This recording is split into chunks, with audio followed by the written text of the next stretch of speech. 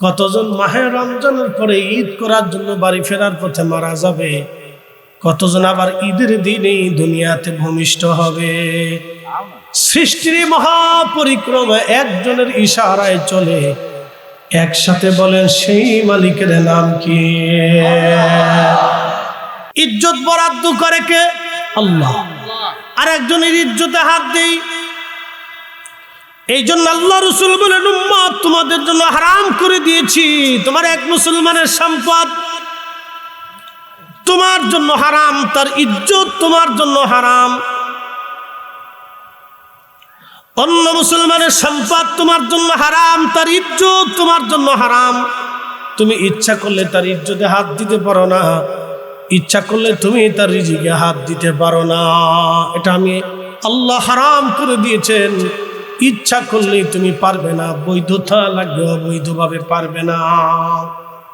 নবীজি বললেন, সৃষ্টির প্রথম থেকে আমি নবী, ওয়াকিরাহুম ফিল বাস, এবং আমাকে পৃথিবীর শেষ প্রান্তে পাঠানো হয়েছে।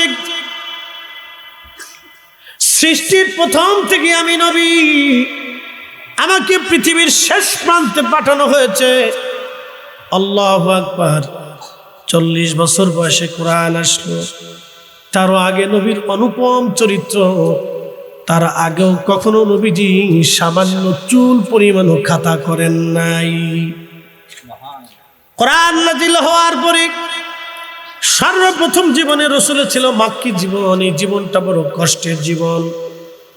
কালেমার দাওয়াত যখন নবীজি দিলেন, 40 বছর ধরে যেই মক্কাবাসী বলল আপনি আল আমিন, বিশ্বস্ত, আপনি বিশ্বাসী, সে মক্কাবাসী কালেমার দাওয়াত দেওয়ার সঙ্গে সঙ্গে নবীকে পাথর ছুঁড়ে মারল। 40 বছর ধরে যারা বলল আপনি আল আমিন, আপনি বিশ্বাসী, 40 বছর পরে সেই মানুষগুলি নবীকে পাথর মারল। প্রিয় উপস্থিতি, খুবই মনোযোগ দিয়ে শুনিয়া যান। 40 বছরের জীবন না, 63 বছরের জীবনে কত কাফের নবীকে কষ্ট দিল, ব্যথা দিল, তারপরও নবীজি কখনো কটু বাক্য বলেন নাই। আবু জাহেল এত কষ্ট দিয়েছে নবীজিকে, তারপরও আল্লাহর নবী তার অগোচরে তার কোনো দুর্নাম কখনো, তার পিছনে কখনো সমালোচনা করেন নাই, তার চরিত্র নিয়ে কখনো তিনি বাজে কথা বলেন নাই। প্রিয় নবীর উম্মত, খারিজামাবাসী, শ্রীমঙ্গলবাসী, এই জন্য আল্লাহ কোরআনে বললেন, ওয়া ইউআল্লিমুকুমুল কিতাবা ওয়াল হিকমাতা ওয়া ইউআল্লিমুকুম মা লাম তাকুনু তা'লামুন।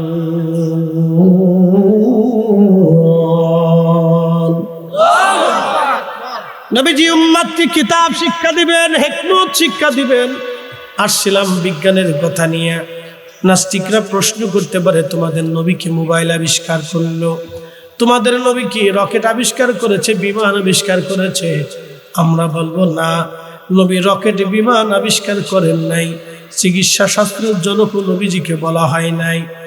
কিন্তু নবীজি বিজ্ঞানীর বিজ্ঞানিক বলে, এটা কেমন? আমি আপনাদেরকে বলে দিচ্ছি, একটু বলেন তো, বিজ্ঞান আজও পর্যন্ত কি, বিজ্ঞান আজও পর্যন্ত কি কবরের হালত বলে দিতে পারছে? বিজ্ঞান এটা কখনো শিখাইতে পারবে না, কিন্তু আমার রাসূল এটা শিখাই দিয়ে দিলেন। আল্লাহু আকবার। বিজ্ঞান কখনো পারে নাই। আজ পর্যন্ত কোনো বিজ্ঞান বোবাকে কথা বলাইতে পারছে? পারে নাই। আচ্ছা বলেন, বিজ্ঞান আজও পর্যন্ত কি অসুস্থ চোখে কখনো সুস্থ, আপনার অন্ধ চোখে কি কখনো আলো দিয়ে ফিরাই দিতে পারছে? পারে নাই। বিজ্ঞান এটা পারে না, আর এই বিদ্যা পারবেও না। বিজ্ঞানের পক্ষে অসম্ভব, এটা পারবে না, এটা পারবে না। আল্লাহু আকবার। আজকে না বললেই নয়, যেহেতু আপনাদের শ্রীমঙ্গল, এই শ্রীমঙ্গল ব্যবসায়িক সমিতির যিনি সাধারণ সম্পাদক, ওনার নাম কি? গাড়ি চালাইতেছি, যখন ওই পাহাড়ের ভিতরে মাঝখানে গেলাম, হঠাৎ করে দেখি মস্ত বড় বড় দুইটা বাঘ সামনে। কামাল ভাই এখনো জিন্দা আছেন। কয়েকদিন আমাকে আগে বললেন, ভাইজান আমার জীবনের একটা বাস্তব ঘটনা হলো এটা। তিনি বলতেছেন, আমি দেখলাম মস্ত বড় একটা বাঘ, দুইটা বাঘ সামনে। আমি ঘামে শক্ত হয়ে গেলাম, ঘামে ভিজে গেলাম, আমার শরীর হিম হয়ে আসতে লাগলো। আমি গাড়ি দাঁড়া করাইলাম, সাপ বললেন দাঁড়াও। আস্তে করে দরজা খুলিয়া সাপ নেমে গেলেন। আমি সাপকে বললাম, সাপ অনেক বড় বাঘ, আপনি নামবেন না? সাপ বলল, দাঁড়াও ভয় নাই। বলতেছে, আমি সাপকে দেখলাম হেঁটে হেঁটে বাঘের কাছে গেলেন, বাঘের শরীরে হাত দিয়ে মুছতে লাগলেন। একবার জোরে বলা যাবে কি আল্লাহু আকবার? তো সাপ বাঘের গায়ে হাত দিতে বুলাইতে লাগলেন। ফুলতুলি রাহিমাহুল্লাহ তিনি বাঘের পিঠে হাত দিয়ে বুলাইতে লাগলেন। আমি আশ্চর্য হয়ে গেলাম, গাড়ির লাইট জ্বলতেছে, বাঘের সাথে সাথে হুজুর চলে গেলেন। 40 মিনিটের মতো, উনি বললেন প্রায় 40 মিনিটের মতো পরে সাহেব কেবলা আসলেন। আমার শরীর ঠান্ডা হয়ে গেল। আমি ভয় পাইতে লাগলাম, আহারে মানুষের মাছ থেকে সাবরা নিয়ে আসছি, সবাই জানে কামাল সাবরি নিয়ে গেছে, এখন সাপ যদি বাঘের আক্রমণে মারা যায় তাহলে মানুষ আমারে মেরে ফেলবে। মানুষ কি বলবে যে আমি সাপকে মেরে ফেলছি? উনি চিন্তায় পেরেশানিতে সমস্ত শরীর ঘামে ভিজে গেছে। কিছুক্ষণ পরে ওই দুই বাঘ সহ হুজুর কেবলা আবার আসলেন। একসাথে বলবেন আল্লাহু আকবার। উনি বলতেছেন, হুজুরকে দিয়ে বাঘ চলে গেল, সাপ আমার গাড়ির ভিতরে এসে বসলেন। এত সুন্দর সুঘ্রাণ, এতই চমৎকার সুঘ্রাণ গাড়ির মধ্যে লেগে গেল। উনি বললেন, 3 বছর পর্যন্ত আমার গাড়িতে কোনো পারফিউম ইউজ করা লাগে নাই, 3টা বছর পর্যন্ত ওই সুঘ্রাণ আমার গাড়ির মধ্যে ছিল। একটা ঘটনা না বললেই নয়। পৃথিবী বিখ্যাত বাদশা ছিলেন হযরত হারুনুর রশিদ রাহমাতুল্লাহি আলাইহি, আব্বাসীয় খলিফা, মুসলিম মিল্লাতের অত্যন্ত একজন প্রভাবশালী এবং খুব ভদ্র এবং আশিক রাসূল একজন বাদশা ছিলেন। তিনি হযরতে খলিফা হারুনুর রশিদ রাহমাতুল্লাহি আলাইহির জামানাতে আল্লাহু আকবার, খ্রিস্টান রোম সাম্রাজ্য থেকে একটা চিঠি আসলো। চিঠির মধ্যে লেখা, বাদশা খলিফাতুল মুসলিমিন হারুনুর রশিদ, আপনার রাজদরবারের ভিতরে সাম্রাজ্যের সাথে আমাদের সাম্রাজ্যের একটা বহস হবে, বিতর্ক। বিতর্ক কি? আপনারা বলেন ঈসা আলাইহিস সালাম আল্লাহর নবী, আর আমরা বলি ঈসা আলাইহিস সালাম আল্লাহর বেটা। আল্লাহ কাল্লাহুস সামাদ, আল্লাহ কারো মুখাপেক্ষী না, সব সৃষ্টিগুলি আল্লাহর মুখাপেক্ষী। লাম ইয়ালিদ ওয়া লাম ইউলাদ ওয়া লাম ইয়াকুন লাহু কুফুয়ান আহাদ। আল্লাহ কাউকে জন্ম দেন নাই, কারো কাছ থেকে আমার মালিক আমার আল্লাহ জন্ম নেন নাই। আহা, খুবই মনোযোগ। খ্রিস্টানরা বলল আল্লাহর বেটা ঈসা আলাইহিস সালাম আল্লাহর ছেলে। একবার জোরে বলা যাবে কি নাউজুবিল্লাহ? আর ইহুদিরা বলল উজাইর আল্লাহর ছেলে, উজাইর আল্লাহর ছেলে। একসাথে বলবো না নাউজুবিল্লাহ? খ্রিস্টান বলল মারিয়াম আল্লাহর স্ত্রী। ইন্নাল্লাযীনা কাফারু মিন আহলিল কিতাবি ওয়াল মুশরিকিনা ফি নারি জাহান্নাম খালিদিনা ফিহা উলাইকা হুম শাররুল বারিয়া। রাব্বি কারীম আল্লাহ বলতেছেন, নিশ্চয়ই যারা কাফির, মিন আহলিল কিতাব, আহলুল কিতাব যারা, আহলুল কিতাব, আহলুল কিতাব কারা?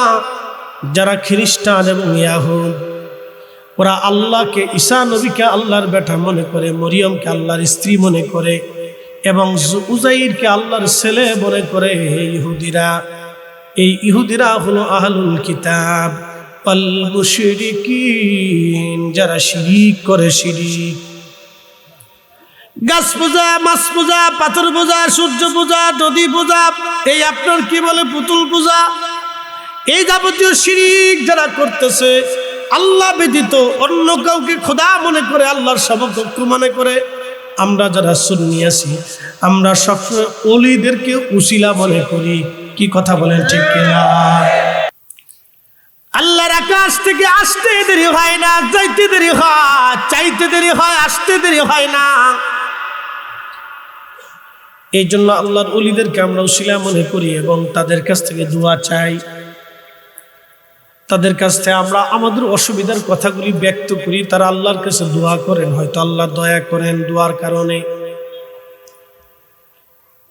আল্লাহ রাব্বুল আলামিন বলেন, আল মুশরিকিনা ফি নারি জাহান্নাম খালিদিনা ফিহা।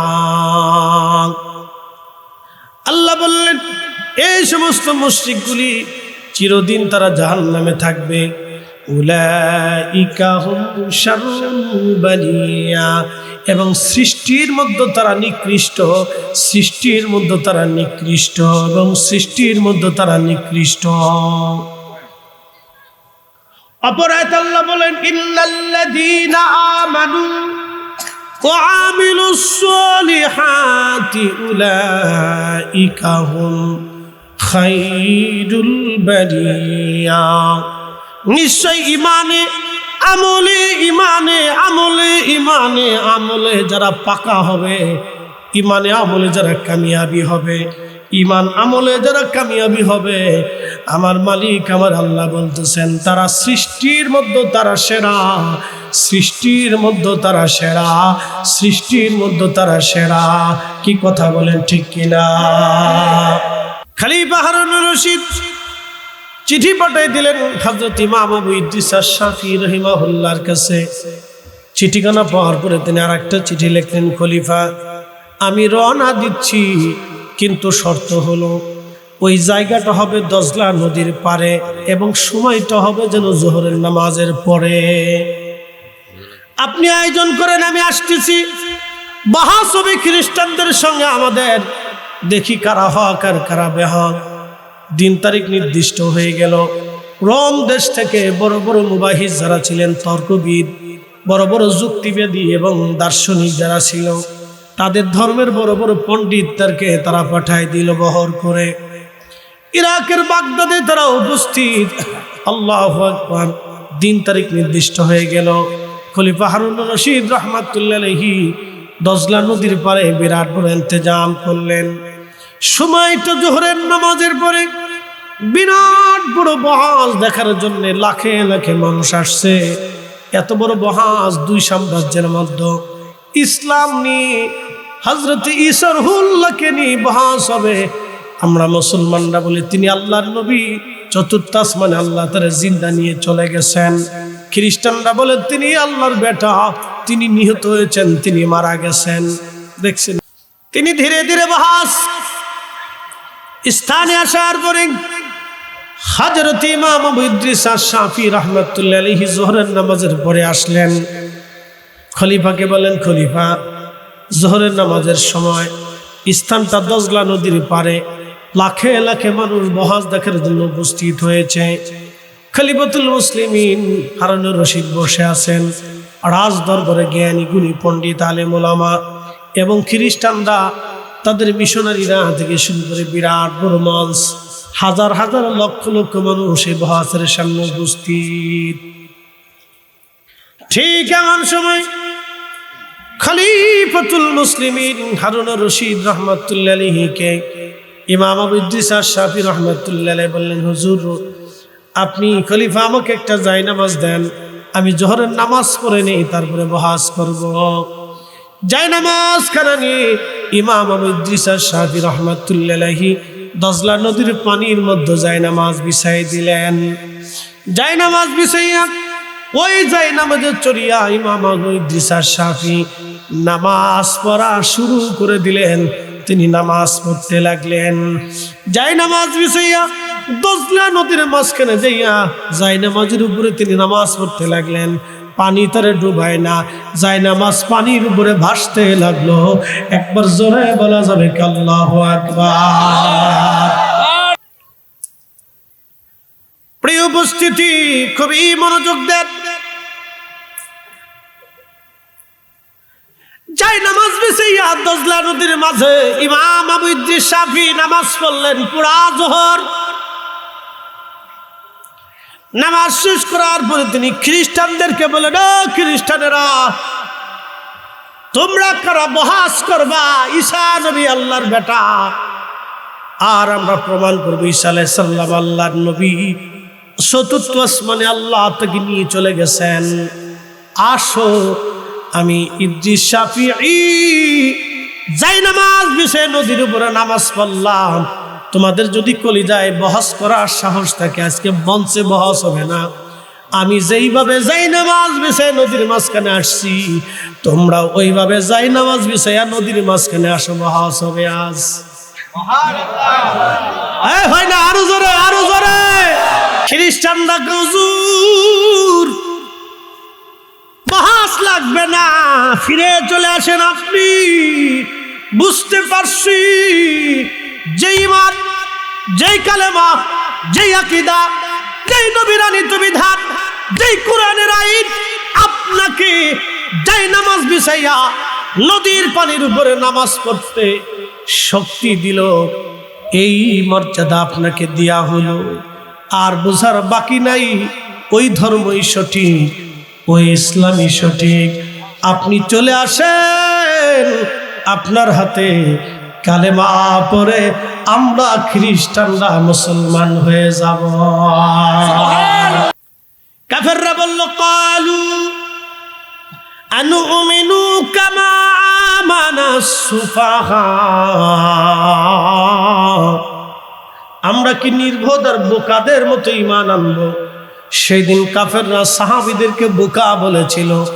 আল্লাহ সাথে সাথে সাহাবীদের সম্মানে জবাব দিয়ে দিলেন, আলা ইন্নাহুম হুমুস সুফাহা। নবীজি, আপনি রাসূলের সাহাবীদেরকে যারা বোকা বলতেছে, নির্বোধ বলতেছে, নবী শুনে নেন, ওরাই বোকা, ওরাই নির্বোধ। কথা কোন ঠিক কিনা? কোরআন তাদের জীবনের বিষয়ে সাক্ষ্য দিয়েছে। অতএব বাহিরে যাওয়ার আমাদের আর সুযোগ নাই, বাহিরে যাওয়ার সুযোগ আমাদের নাই। প্রিয় বন্ধুগণ আমার, এই জন্য এই বিষয়টা আপনারা সেন্সিটিভ, সতর্ক থাকবেন। আমাদের ফিরে যাওয়া লাগবে পূর্ববর্তী আইম্মা ইকরাম ওলিদের দিকে। তারা কি বলতেন, কি জানতেন, সাহাবা ইকরামের ব্যাপারে তাদের আকীদা কেমন ছিল। বন্ধুগণ আমার, সেন্সিটিভ মামলা এটা। অতএব আপনারা এই বিষয়ে যদি না বুঝেন, তাহলে আল্লাহর ওলিদের দিকে ফিরে যাবেন। আমাদের একটাই কথা, সার মাযহাব, সার তরিকা, আইম্মায়ে মুজতাহিদিন, মুতাকাদ্দিমিন, আকীদার ইমামরা যেই পথে চলে গেছেন, আমরাও সেই পথে চলে যাব। অন্য পথে যাওয়ার আমাদের কোনো সুযোগ নাই, ঠিক কিনা? প্রিয় উপস্থিতি, আল্লাহর কোরআন কত চমৎকার আমাদেরকে সমাধান দিয়ে দিলেন। আল্লাহু আকবার, আল্লাহু আকবার। এই জন্য সাহাবা ইকরামের কোনো বিষয়ে আমাদের সমালোচনার সুযোগ নাই, তাদের বিরুদ্ধে যাওয়ার আমাদের সুযোগ নাই। আল্লাহ তারা এতই, আল্লাহ তাদেরকে পবিত্র বানাই দিয়েছিলেন। কোরআন বলছে, রাদিয়াল্লাহু আনহুম ওয়া রাদু আন। আমি আল্লাহ তাদের উপরে খুশি, তারা আমি আল্লাহর উপরে খুশি, তারা আমি আল্লাহর উপরে সন্তুষ্ট, আমি আল্লাহ তাদের উপরে সন্তুষ্ট। প্রিয় মুসলমান, আল্লাহ পড়াইতে বলেন, ইয়া আইয়ুহান নাবিয়্যু ইন্না আরসালনাকা শাহিদাও ওয়া মুবাশশিরাও ওয়া নাযীরা। হাবিব আমার, আপনাকে দুনিয়াতে পাঠিয়েছি। কেন পাঠাইলাম? প্রথম নম্বরে আপনি শাহিদ, সাক্ষী। কিসের সাক্ষী? তামাম মানব জাতির জন্য আপনি সাক্ষী, জিন জাতির জন্য আপনি সাক্ষী, আপনারে সাক্ষী বানিয়ে দুনিয়াতে পাঠাইলাম, কিয়ামতের ময়দানে আপনার সাক্ষ্যটাই বলবৎ হবে, মজবুত হবে। এরপরে আল্লাহ বললেন ওয়ামুবাশশিরাও ওয়া নাযীরা, সুসংবাদ দিবেন উম্মতকে, আখিরাতের মুক্তির সুসংবাদ, বিশাল এক জান্নাতের সুসংবাদ আপনি দিবেন। ওয়া নাযীরা, আপনি ভীতি প্রদর্শন করবেন আল্লাহর ভয় তাদেরকে শিক্ষা দিবেন। আমার বান্দারা যাতে আমাকে ভয় করে। আচ্ছা মূলত বলেন তো, তুফান গজব যিনি দেন তিনি কে? প্রিয় উপস্থিতি, আল্লাহ বললেন হাবিব আপনাকে দুনিয়াতে পাঠাইছে, আরো একটা কাজ করবেন আপনি। কাজটা কি?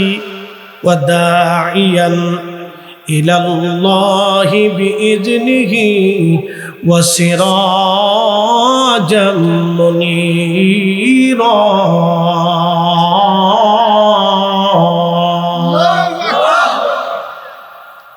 আপনি আল্লাহর দিকে মানুষদেরকে ডাকবেন। হাজিরিন, এরপরে আমার মালিক আমার আল্লাহ বলতেছে ওয়ায়ুআল্লিমুকুমুল কিতাবা ওয়াল হিকমা, আপনি উম্মতকে কিতাব শিক্ষা দিবেন এবং হিকমত শিক্ষা দিবেন, জ্ঞান বিজ্ঞান প্রজ্ঞা আপনি শিক্ষা দিবেন। এখন আপনারা বলতে পারেন ফরিদি হুজুর বুঝলাম তো, আল্লাহ তার রসুলকে জ্ঞান এবং বিজ্ঞান শিক্ষা দিতে বলেছেন, কিন্তু আমরা তো মোবাইলে কথা বলি, আমাদের নবী কি মোবাইল আবিষ্কার করে দিয়েছেন? আমরা সাউন্ড বক্সে কথা বলি, নবী কি সাউন্ড বক্স আবিষ্কার করেছেন? আমরা মঙ্গল গ্রহে যাওয়ার চেষ্টা করি, নবী কি কখনো মঙ্গল গ্রহে চাঁদে গিয়েছেন? আমরা বর্তমানে বিমান আবিষ্কার করেছি, আকাশ পথে উড়ে উড়ে চলে যায়, নবী কি এই বিদ্যা আবিষ্কার করেছেন? উম্মতকে তিনি কি এই বিদ্যা শিখাই দিয়ে গেছেন? প্রিয় উপস্থিতি, আমার মালিক আমার আল্লাহ বলল ইন্না লিল্লাহি ওয়া ইন্না ইলাইহি রাজিউন।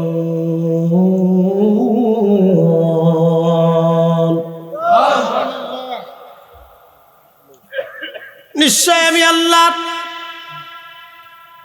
নিশ্চয় আমরা আল্লাহর জন্য, ওয়া ইন্না ইলাইহি রাজিউন, আমরা আল্লাহর কাছে আবার ফিরে চলে যাব। জোরে বলেন কার কাছে?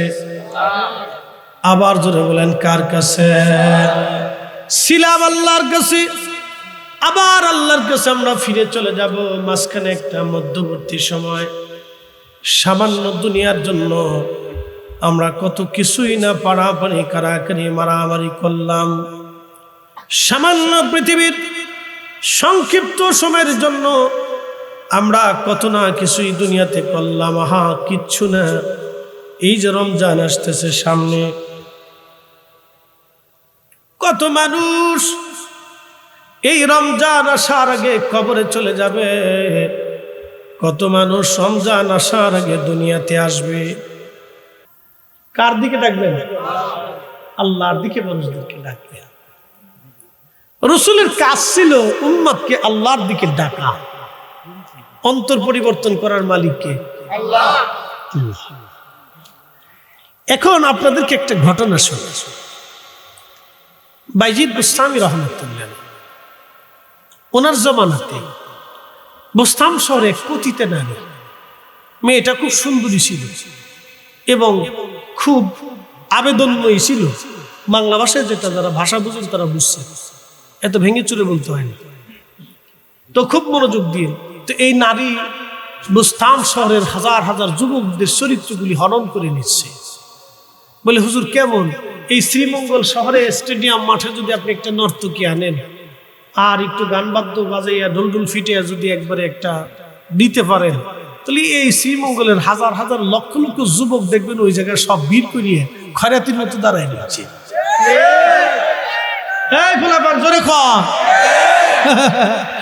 যারা ঠিক করতেছে এখানে ভিতর দু একজন যাইব কিনা সন্দেহ আছে। ডট পাই করে কিছু দুঃখে পরে করতেছি। তার অর্থ হচ্ছে আমরা ইসলামের মৌলিক শিক্ষাটা আমাদের সন্তানদের কলিজা পর্যন্ত পৌঁছাইতে পারি নাই। এখনো আমাদের ব্যর্থতা অনেক। এই মাহফিলগুলি হয় এজন্য কিছু চলতেছে, তারপরেও আমাদের দেশের ঠেলাঠেলি শেষ নাই। এ এসে করে মিলাদুন নবী বন্ধ করে দাও, এটা বেদাত। ও এসে করে মিলাদ বন্ধ করে দাও, এটা বেদাত। ও এসে করে দোয়া বন্ধ করে দাও, এটা বেদাত। ও এসে করে ইসালে সব বন্ধ করে দাও, এটা বেদাত। ও এসে করে ফাতিহা বন্ধ করে দাও, এটা বেদাত। ও এসে করে কোরআন খতম চলবে না, এটা বন্ধ করে দাও, বেদাত। শয়তানে বিরাট বড় খুশি। শয়তানে কি খুশি? বিরাট খুশি। না আই টুপিওয়ালারাই কাম ছেড়ে দিতেছে, তো আমারও দরকার নেই। মেম্বার সাহেব কি কয়? শয়তানে টুপিওয়ালারাই কাম ছেড়ে দিতেছে, আমারও দরকার নেই। তার আমি ছিল 20 টাকা, তো বানাই ফেলছে 8 টাকা। শয়তানে বিরাট বড় খুশি করে দুলাভাই থাকতে আমার আর কোনো চিন্তা নেই। উনি শাইখে ইসরায়েল থেকে আসছে। বরাতের রাত্রে যাও, 2-1 মুসলমান মসজিদে ঢুকবে, তাও একজনের ফতোয়া দিয়ে ফেলছে যে একবারে মসজিদে থাকার চাইতে বেশ সেখানে গেলে ভালো হয়। ঢাকাতে একটা মামলা দিয়ে আসছি কায়দা মতো, জজ কোর্টে। ঢাকা বারের সেক্রেটারি হিসাব ছিল, উনি উপস্থিত ছিল, উনি নিজে দিছে। এটা একটা শাস্তি করার দরকার, এগুলো শয়তান। খুব মনোযোগ দিন, এগুলো দুষ্ট পুষ্ট দিয়ে দেশ ভরে গেছে। এখন আমার বক্তব্যটা বলে, হুজুর আপনি এটার পক্ষে কেন? পক্ষে বুঝাই। আপনি যদি সারা বাংলাদেশে 5 বছরের জন্য মাহফিল বন্ধ করে দেন, দোয়া বন্ধ করে দেন, ফাতিহা বন্ধ করে দেন, মিলাদ বন্ধ করে দেন, মিলাদুন নবীর মাহফিল বন্ধ করেন, তাফসীর মাহফিল বন্ধ করেন, সম্মেলন বন্ধ করেন, পীর মাশায়েখদের দরবারে আসা যাওয়া বন্ধ করে দেন, 5 বছর পরে দেখবেন আমার দেশের মেয়েরা হাফ প্যান্ট পরে রাস্তা দিয়ে হাঁটতেছে। এখনই আপনার প্যান্ট কেড়ে নিছে, শার্ট কেড়ে নিছে, গেঞ্জি কেড়ে নিছে, কয়েকদিন পরে জাঙ্গি খুলে লয়ে যাবে। বুঝতে পারছেন? এখনই প্যান্ট ভরা ধরছে, জিন্সের প্যান্ট পরে রাস্তা দিয়ে বেরিয়ে হাঁটতেছে। শ্রীমঙ্গলে কত দেখা যায়, যা 30 বছর আগে 20 বছর আগে আপনি কল্পনাও করেন না। 20 বছর আগে আপনি কল্পনা করেন না যে এটা হবে। 20 বছর পরে সেটা হয়েছে। আগামী 20 বছর পরে এটা কি হবে আপনি খালি কল্পনাতে আনেন। ফরিদি সব বলে গেছে। এজন্যই আমাদের ঘরে ঘরে মিলাদ চালু করতে হবে, এজন্যই ঘরে ঘরে মাহফিল দিতে হবে, এলাকা এলাকা মাহফিল দিতে হবে। মিলাদুন নবীর মাহফিল চলবে, যেটা বন্ধ করতে আসবে বুঝবেন ওটা শয়তানের দালা।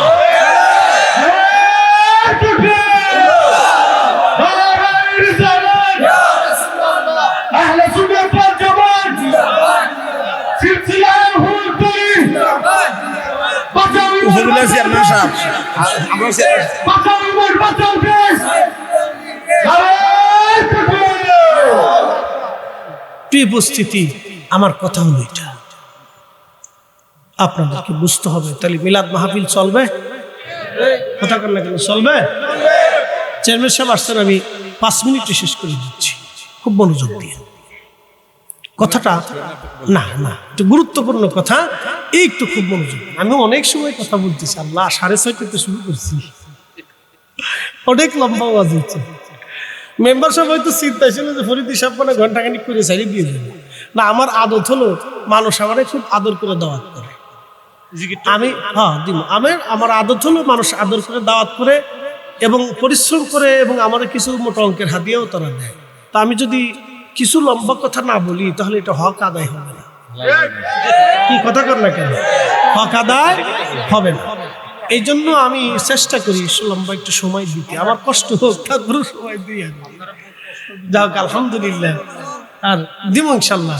তা আমার এই যে মৌলিক কথাগুলি যেটা বলতেছি, এগুলি আমাদের জীবনে কাজে পরিণত করার দরকার। কথা বল ঠিক কিনা? যাই হোক, আচ্ছা যাক ইনশাল্লাহ। এই চেয়ারম্যান সাহেব বলছেন একটু চালাইতে, আমি 2 মিনিটে শেষ করে দিচ্ছি। তাহলে মিলাদুন নবী কি চলবে? চলবে। মিলাদ কি ঘরে ঘরে চলবে? কোরআন খতম চলবে। এগুলি চালাইতে হবে। এই জন্যই যে আমার দেশের কিছু ছেলেরা পেলেরা নামাজ পড়ে না, রোজা রাখে না, নেশা টেশা করে। ধরেন একটা ছেলে নেশা কর, তো বাবা বাড়িতে মিলাদের ইন্তজাম করছে। ওই ছেলেটা চিন্তা করলো বাবা বাড়িতে মিলাদ করছে, লোকজন আসতেছে, আলেম ওলামা আসতেছে, আমি যদি এই সময় না থাকি তো কি মনে করবে মানুষ। তো ওই চিন্তা করেও ছেলেটা মিলাদে বসছে। তো হুজুর যখন দোয়া শুরু করছে, দোয়ার একটা পর্যায়ে ওই ছেলেটার অন্তরে হয়তো আবেগ এসে গেছে, আল্লাহ দয়া করে তার অন্তরের পরিবর্তন করেও দিতে পারে। কতক্ষণ ঠিক কিনা? কে শ্রেষ্ঠত্ব দান করেছেন।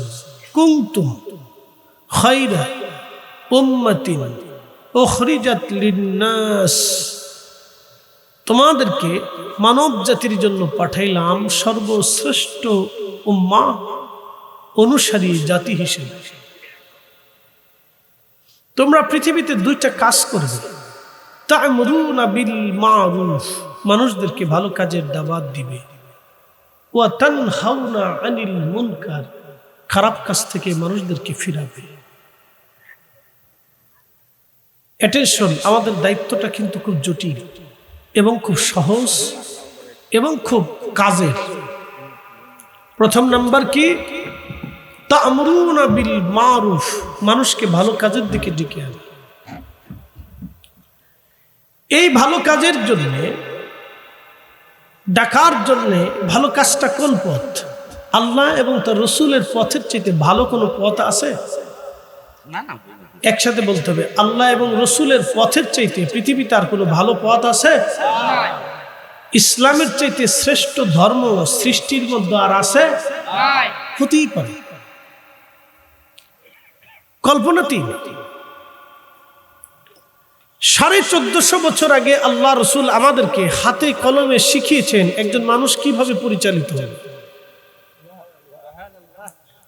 কোরআন আপনাকে হালালকে হালাল ও হারামকে হারাম ঘোষণা করেছে।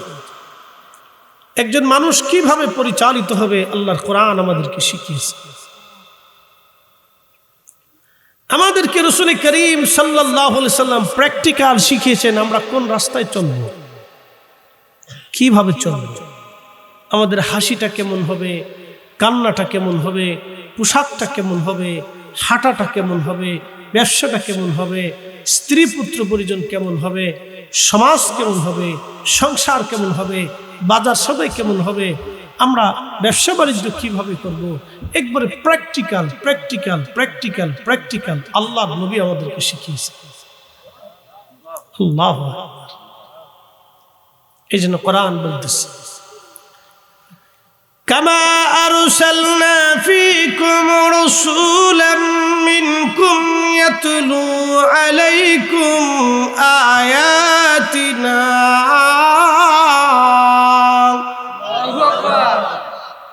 প্রিয় নবী গো, আমি আপনাকে দুনিয়াতে পাঠিয়েছি, আমি আপনাকে পাঠিয়েছি কেন? এজন্যই যে আমি আল্লাহর আয়াত সমূহ আপনি উম্মতকে তেলাওয়াত করে শোনাবেন। এর অর্থ অনেক, শুধু শোনাবেন না, আয়াতের মর্ম, মাসালা, মাসাইল, হালাল হারাম, আইন কানুন, বিধি বিধান, জীবন চলা, সংসার করা, আখিরাতের মুক্তি, সব কিছু কোরআনের ভিতরে দেওয়া আছে। আপনি এই কোরআনের ভিতর থেকে সার নির্যাস ইলমে হাকিকত ও ইলমে শরীয়ত, ইলমে লাদুন্নি এবং ইলমে জাহির, দুইটা বিদ্যায় আপনি উম্মতকে শিখাবেন এবং বুঝাবেন।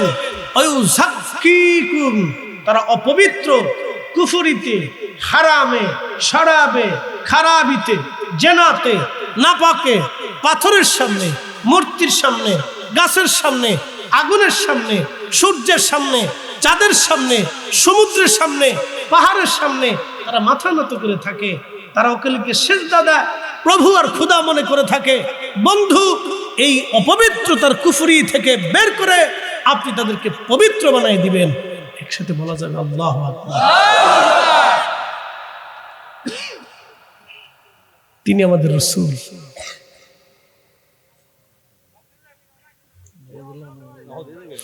وَيُعَلِّمُكُمُ الْكِتَابَ وَالْحِكْمَةَ وَيُعَلِّمُكُم مَّا لَمْ تَكُونُوا تَعْلَمُونَ।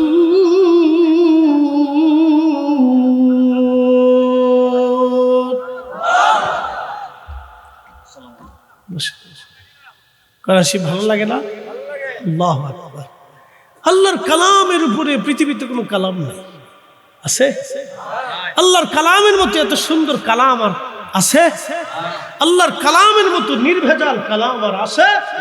পৃথিবীতে এত গ্রন্থের ভুল হলো, এত রাইটারের ভুল হলো, এত দার্শনিকদের ভুল হলো, বড় বড় জ্ঞান মেধায় যারা কি বলে আপনার নোবেল পুরস্কার পাইল, চিকিৎসা বিজ্ঞানের জনকদের সূত্রের ভিতরে ভুল হলো, পারমাণবিক বিজ্ঞানীদের সূত্রের ভিতরে ভুল হলো, পদার্থ রসায়নবিদ তাদের সূত্রের ভিতরে ভুল হলো, জ্যামিতি আর বীজগণিত পাটিগণিতের সূত্রের ভিতরে ভুল হলো, সমস্ত গ্রন্থের ভিতরে সাহিত্য প্রবন্ধ সবার গ্রন্থের ভিতরে ভুল হলো, কিন্তু একমাত্র শুধুমাত্র আল্লাহ এবং তার রসুলের কথার মধ্যে কোনো ভুল নাই, ত্রুটি নেই, খাতা নেই।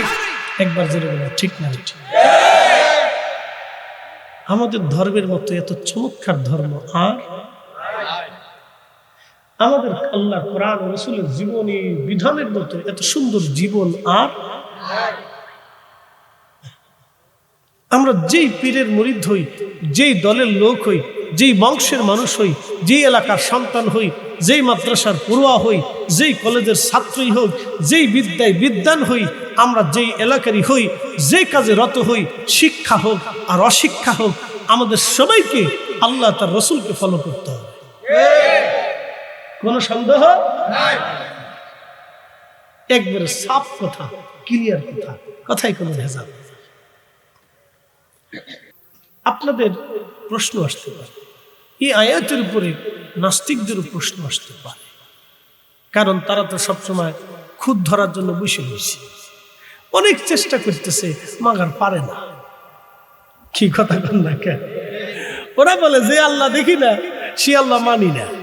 তো ওদেরকে জিজ্ঞেস করবেন, তুমি তোমার নিজেরে দেখছো কিনা? আল্লাহটা পরে আসো, আগে তুমি তোমার নিজেকে দেখছো কিনা? ভিতরে যিনি আছে রূহ, তুমি রূহ দেখছো কিনা? যেটা আপনাদের সামনে কথা বলতেছে এটা তো বডি, এটা কায়া, এটা কায়া। এই যে জবান কথা বলতেছে এটা তো কোনো ভার নাই। ভিতরেরটা যখন আল্লাহ নিয়ে চলে যাবে তখন তো এটা কায়া বডি পরে থাকবে, এটা নিথর। হাতে শক্তি নাই, চোখে শক্তি নাই, জবানে শক্তি নাই, পায়ে শক্তি নাই, পেটে শক্তি নাই, ব্লাড সার্কুলেশন বন্ধ, সব বন্ধ হয়ে যাবে, তখন স্টপ হয়ে নিথর হয়ে আপনি পড়ে থাকবেন। ভিতর যেজন ওনাকে নিয়ে গেল, কে নিল? আজরাইল আলাইহিস সালাম নিয়ে গেল। যিনি নিলেন তাকেও দেখা গেল না, যাকে নেওয়া হলো তাকেও দেখা গেল না, যেই রাস্তা দিয়ে গেল সেই রাস্তায় দেখা গেল না, যেই জগতে গেল সেই জগৎও দেখা গেল না। তো যেই জগতে নিল সেই জগৎ দেখলেন না, যে নিল তাকে দেখলেন না, যাকে নিল তাকেও দেখলেন না, যেই রাস্তা দিয়ে নিল সেই রাস্তাও দেখলেন না। কিন্তু কোরআন বলতেছে, কুল হুজুর আপনি বলে দেন, ইন্নাল মাউতাল্লাযী তাফিরুনা মিনহু ফাইন্নাহু মুলাকীকুম। উম্মত তো মৃত্যু থেকে পালানোর চেষ্টা করে, বলুন মরণ থেকে সে পালাইতে পারবে না, মরণ তার সাথে মুলাকাত করবে। 1450 বছর আগে কোরআন বলে দিল মরণ থেকে সে পালাইতে পারবে না। শুধু 1450 বছর না, সৃষ্টির আদি থেকে অদ্যাবধি না, শুধু কিয়ামত পর্যন্ত মৃত্যু হতে থাকবে।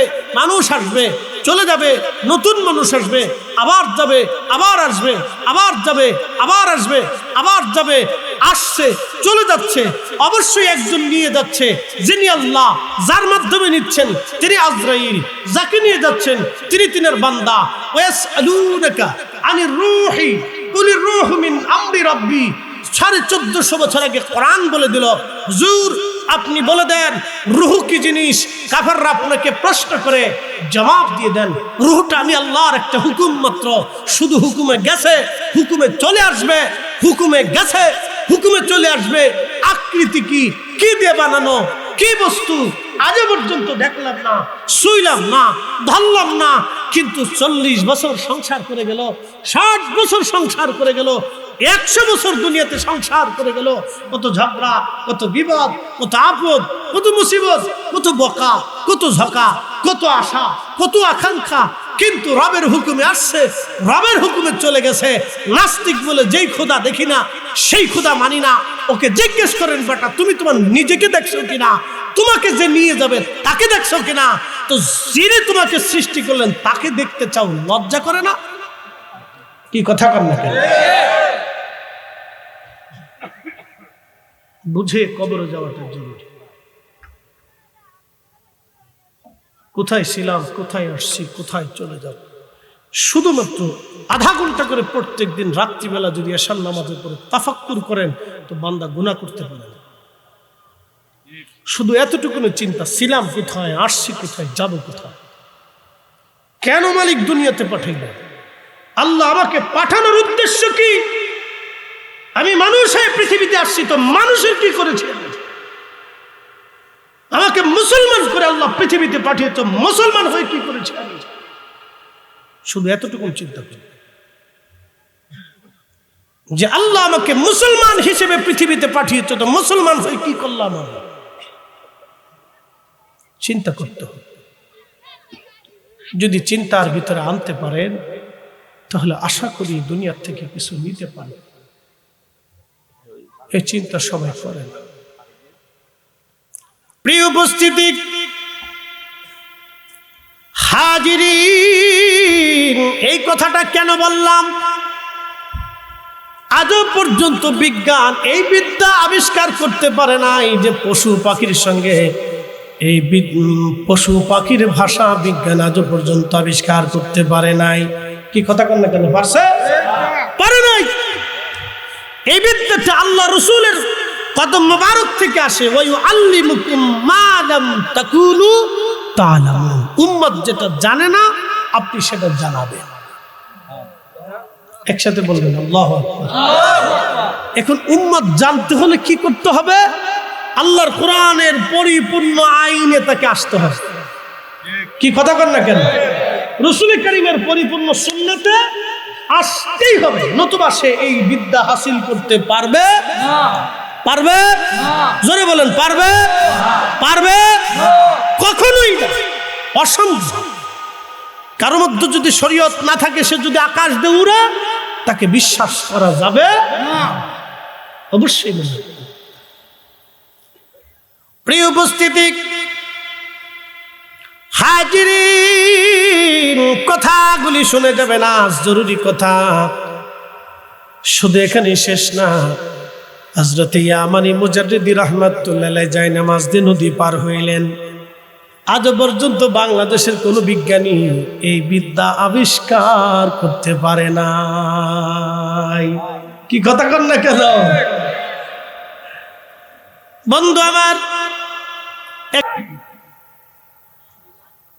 এই সৃষ্টির মধ্যে কেমন সেরা, আল্লামা ফুলতুলি রাহিমাহুল্লাহর জীবন থেকে একটা কথা বললাম।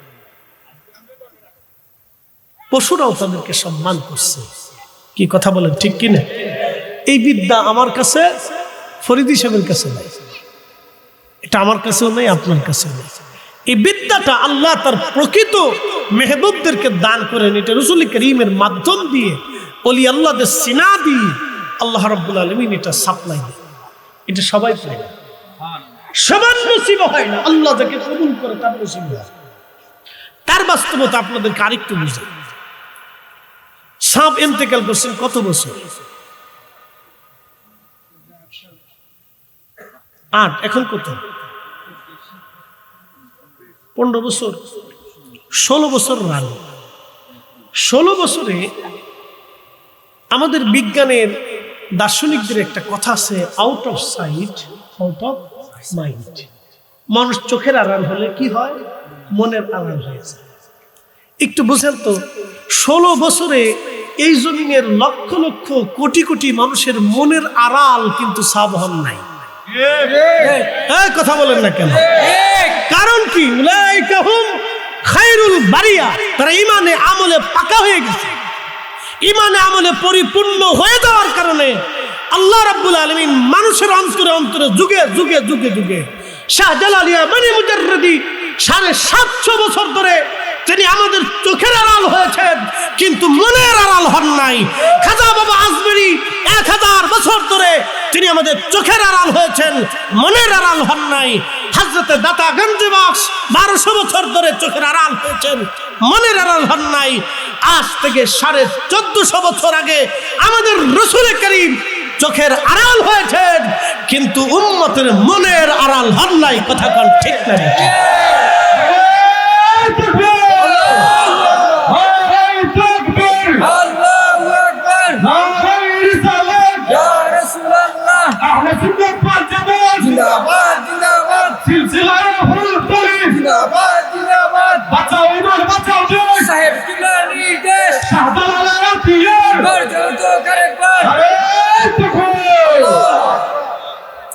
আমার ব্যাখ্যা কি ভুল হয়েছে? ভুল হয়নি, যুক্তিপূর্ণ কথা বলেছি, কারণ এটা কোরআনের নির্দেশনা, আমার কিছু নাই।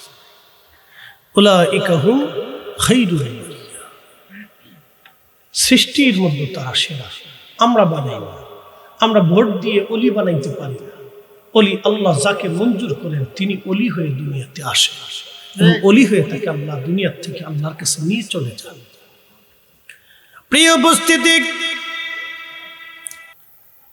রম থেকে চিঠি আসছে, তোমরা প্রমাণ করবে ঈসা আলাইহিস সালাম আল্লাহর নবী, আর আমরা প্রমাণ করব ঈসা আল্লাহর বেটা, আল্লাহর সন্তান, আল্লাহর ছেলে। খলিফা হারুন রশিদ রাহিমাহুল্লাহ চিন্তায় পড়ে গেলেন, এত বিরাট বড় বহাস দুই সাম্রাজ্যের হবে, কারণ তারা চ্যালেঞ্জ ছুড়ে দিছে। অবশ্যই তাদের ভিতরে অনেক বড় তর্কবিদ আছে। তর্ক কিন্তু সবাই করতে পারে না, বহাস কিন্তু সবাই পারে না। বড় আলেম হইলে যে বহাস পারে তা কিন্তু না, তর্ক করার লোক আলাদা, বিতর্ক করার লোক কিন্তু আলাদা। আচ্ছা, আপনাদের দেশে এই যে বিয়ের সময় আগে গেটে তর্ক করতো না? আমাদের এলাকায় আগে লোক ভাড়া করে নিত ঝগড়া করার লেগে, বুঝছেন? কি করতো? লোক ভাড়া করে নিত। এই বিয়ের গেটে এই কন্যা পক্ষের সাথে বর পক্ষের দেখবেন যে খুব তুমুল ঝগড়া হয়। আর আমাদের অঞ্চলে আগে এটা একটা সংস্কৃতি ছিল আর কি, যদিও এগুলি ঠিক না, তারপরে এটা সংস্কৃতি আমাদের দেশে, এটা বহুদিন ধরে চলমান। তো বিয়ের গেটে তর্ক বিতর্ক হয়, আপনারা কেন আসছেন, কি জন্য আসছেন, কই যাইতেছেন, এটা একটা আনন্দ। আবার দেখা যায় আনন্দ করতে যায় আবার কিলিকিলু লাগে, কি কথা কর না? বিরাট বড় মারামারি, বিয়ের আসর ভেঙ্গেও যায়। তো এই জন্য এই সমস্ত প্রথা আমাদের ঠিক না, এগুলি তর্ক বিতর্কতে শয়তান সুযোগ খুঁজে। তো যাই হোক, আগে এগুলি খুব ছিল। দেখা গেছে গ্রাম অঞ্চলে ইংরেজি যারা জানতো, ইংরেজি তো ঠিক মতো পারতো না, গরুর রচনা কইতে থাকতো, বিরাট বড় গরুর রচনা, বিলের রচনা ইংরেজিতে মুখস্থ করে 2-4 গদ্য 8-10 পৃষ্ঠা মুখস্থ করে খালি কইতেছে তো কইতেছে, কইতেছে তো কইতেছে, কেউ থামে না, হেউকায় হেউকায় হেউকায় হেউকায়, দুজনই রচনা চালাইতেছে। তো বুঝতে পারছেন, তো এইরকম সিস্টেম আগে ছিল আর কি, এখন এগুলি কমে গেছে। তো তর্ক করার লোক কিন্তু আলাদা, সবাই কিন্তু তর্ক করতে পারে না। তর্ক বিতর্ক বাহাসের জন্য লোক আলাদা, এগুলি আলাদা। এই কিছু বুজুর্গদের জন্য শরীফ যারা, তারা এগুলো পারে না, এগুলো আলাদা বিষয়। তো খলিফা খুব চিন্তায় পড়ে গেলেন, এই তর্ক বাহাসে কাকে মুনাজির হিসেবে নিয়োগ দিবেন, উনি আর দিশা পাচ্ছেন না। তো এমন সময় উজির আজম ডাক দিয়ে বলেন, খলিফা চিন্তার কোনো কারণ নাই, আমাদের ফিলিস্তিনে একজন অনেক বড় আলেম আছেন, তার নাম ইমাম আবু ইদ্রিস আশ-শাফি রাহিমাহুল্লাহ। একবার জোরে বলা যাবে কি মারহাবা? ইমাম আবু ইদ্রিস আশ-শাফি অনেক বড় যুক্তিবাদী এবং অনেক বড় তর্কবিদ, অনেক বড় আলেম, অনেক বড় যুক্তিবাদী। কেন? উনি মাযহাবের ইমাম। তো মাযহাবের ইমাম হইতে হলে বালাগাত, মান্তিক, ফাসাহাত, যুক্তিবিদ্যা, তর্কবিদ্যা, এরপরে যাবতীয় ইলম তাকে অন্বেষণ করতে হয়, সব ইলমে তাকে পারদর্শী হইতে হবে, তাহলে সে মাযহাবের ইমাম হবে, নতুবা হইতে পারবে না। যেহেতু উনি মাযহাবের ইমাম, তর্কবিদ্যা থেকে শুরু করে সমস্ত বিদ্যায় তিনি পারদর্শী, ওনাকে নিয়োগ দেওয়া হোক। খলিফা বলেন, হ্যাঁ কথা তো সুন্দর, ঠিক আছে। চিঠি লিখলেন, হুজুর আপনি দ্রুত গতিতে ইরাকের বাগদাদে চলে আসেন, খ্রিস্টানরা আমাদের উপরে চ্যালেঞ্জ দিয়েছে, বিরাট বড় বহস হবে, এই বহসে কে জিতে কে হারে আমরা এটা দেখব। এখন আমি সারা মুসলিম মিল্লাতে আপনি ছাড়া কাউকে যোগ্য মনে করতেছি না, এটা মুসলমানদের ইজ্জত, আপনি তাড়াতাড়ি আসেন, এটা মুসলমানদের একটা অনেক বড় ইজ্জত, আপনি তাড়াতাড়ি আসেন। হযরত ইমাম শাফিঈ তিনি প্রস্তাব দিলেন, খলিফাতুল মুসলিমিন আমি বহাস করতে পারি, আমি বহাস করতে পারি, কিন্তু বহাসের শর্ত হলো বহাস যে আমরা করব, এই বহাস করতে হলে সময়টা হবে জোহরের নামাজের পরে এবং জায়গাটা হবে দজলা নদীর পরে।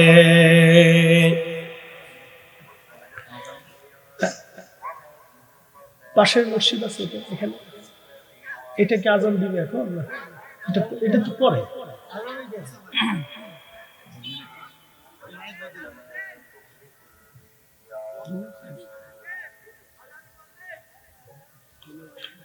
আচ্ছা, আমাদের এই মসজিদে কি আজান হবে কিনা?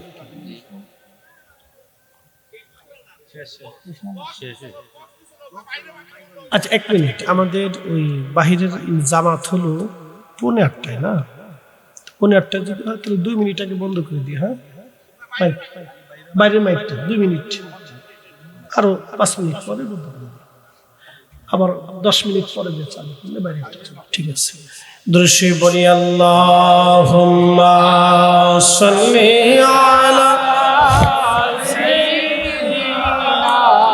মাওলানা মুহাম্মাদ ওয়া আলা আলি সাইয়্যিদিনা।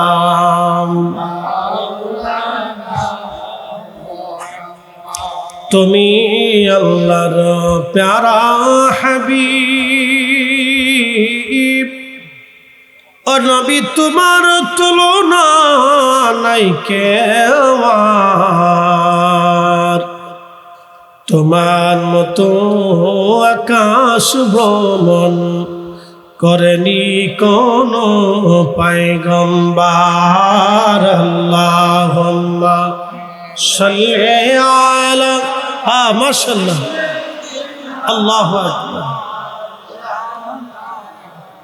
মুহাম্মাদ ওয়া আলা আলি সাইয়্যিদিনা।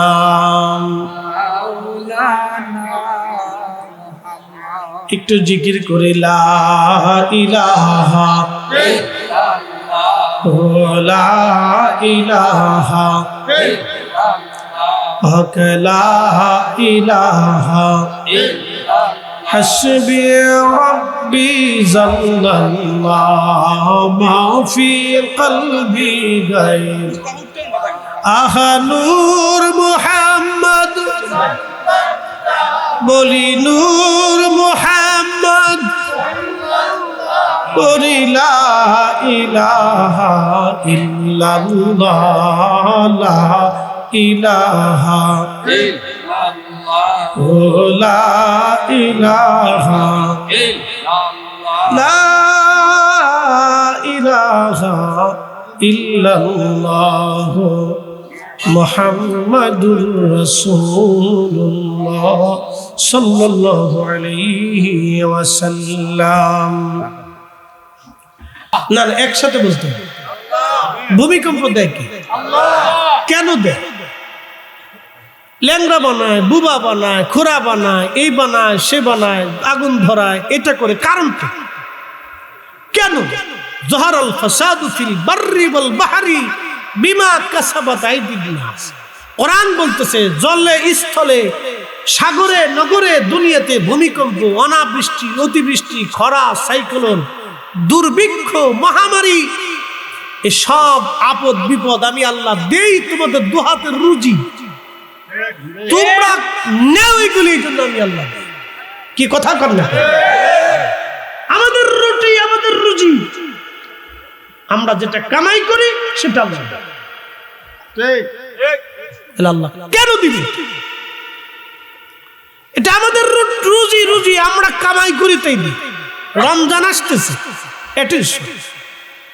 রমজান আসতেছে, বাংলাদেশের বড় বড় ব্যবসায়িক সমিতি আছে, বড় বড় সারা বাংলাদেশের যত ব্যবসায়িক সমিতি আছে, এই ব্যবসায়িক সমিতির উচিত কি?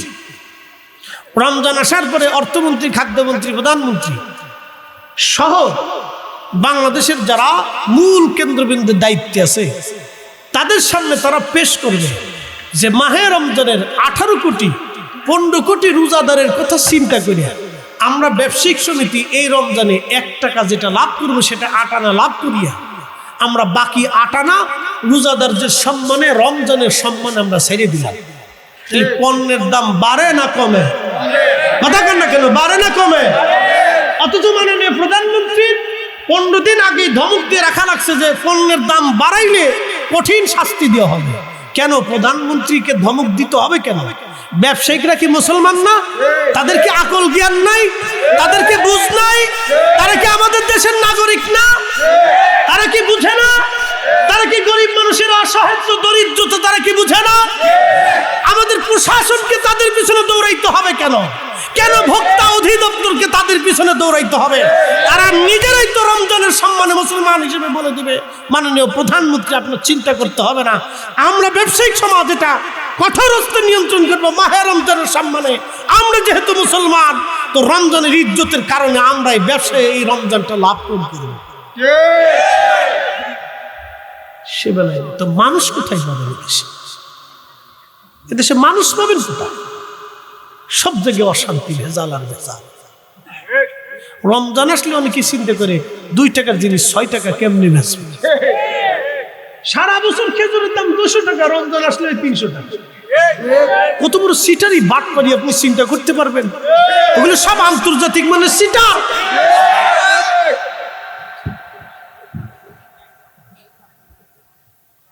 এই সিটারে ভুলে গেছে।